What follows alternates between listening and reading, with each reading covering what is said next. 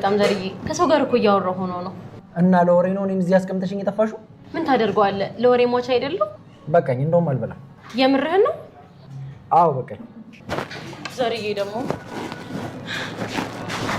ዘርዬ እንደማትቀየመኝ ስላወቅኩ ነው እንጂ ወሬውን ትቼው መጣ ነበር።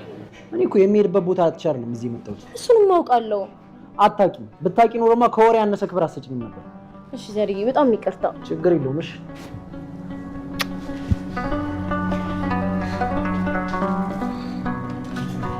እርግብ፣ ከዚህ በኋላ ግን እንዳስብ። እንዴ እየቀለድክ ነው? አይደለም፣ እንደማፈቅርሽ ታውቂያለሽ። ግን ስትስሚኝ ጥሩ ስሜት እየተሰማኝ አይደለም።